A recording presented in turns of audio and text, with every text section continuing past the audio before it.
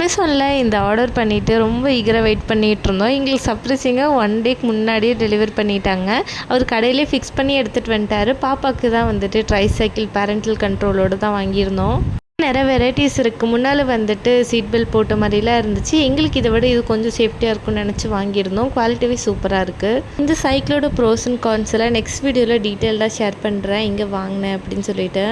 எப்பவும் போல் எங்களோட ஈவினிங் ரொட்டீனை முடிச்சுட்டு பாப்பாவை தூங்க வச்சுட்டு நான் வந்துட்டு நைட் டின்னருக்கு வந்துட்டு சப்பாத்தியும் மஷ்ரூமும் கேப்சிகமும் போட்டு ஃப்ரை மாதிரி பண்ணிக்கலாம்னு சொல்லிட்டு ரெடி பண்ணிகிட்டு இருந்தேன்.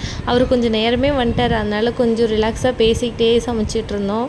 எனக்கு சில பேசிக் ஃப்ளேவர்ஸ்லாம் பிடிக்கும். அதனால் அதை வச்சு எனக்கு ஏற்ற மாதிரி நானே தான் பண்ணியிருந்தேன். எப்பவும் போல் கடுகு போட்டு பொரிஞ்சதுக்கப்புறமா சோம்பு பட்டெல்லாம் போட்டுட்டு பச்சை மிளகா கொஞ்சமாக சின்ன வெங்காயம் பெரிய வெங்காயம் கூட போட்டுக்கலாம்.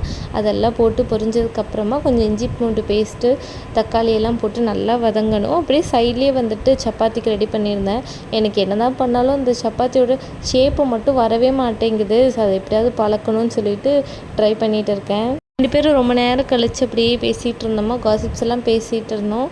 கல்யாணம் ஆனதுக்கப்புறம் தான் சில பீப்புள்ஸோட ரியாலிட்டியே எனக்கு தெரிய வருது. நிறைய விஷயங்கள் நம்ம வந்துட்டு ரொம்ப பேம்பர்டாக வச்சுருந்தோம். வந்துட்டு திடீர்னு நடுக்காட்டில் விட்ட மாதிரி இருக்குது. நிறைய பேர்த்த பார்த்துட்டு என்னடா இவங்க எல்லோரும் இப்படி இருக்காங்க, அங்கே ஒரு மாதிரி பேசுகிறாங்க, இங்கே ஒரு மாதிரி பேசுகிறாங்கன்னு செம்ம குழப்பமாக இருந்துச்சு. நான் தான் ஸ்ட்ரெஸ் ஆகிக்கிட்டு இருந்தேன். அவர் தான் என்னை கன்சல்ட் பண்ணிகிட்டு இருந்தார்.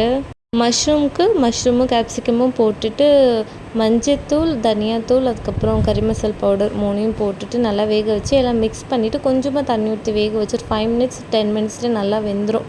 நல்லா அதுவும் டேஸ்ட்டாக தான் இருந்துச்சு. மைல்டான ஃப்ளேவர் தான், ரொம்ப வந்துட்டு காரமாக ஸ்பைஸியாக இல்லை.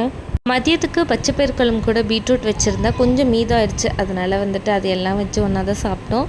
மோஸ்ட்லி நான் சீக்கிரமாக சாப்பிட்ருவேன், அவர் லேட் நைட் தான் சாப்பிடுவார். இன்றைக்கி 2 பேரும் ஒன்றா உட்காந்து அப்படியே பேசிகிட்டே சாப்பிட்டோம். ஃபோன் பார்க்காம சாப்பிடவே ரொம்ப நல்லா இருந்துச்சு.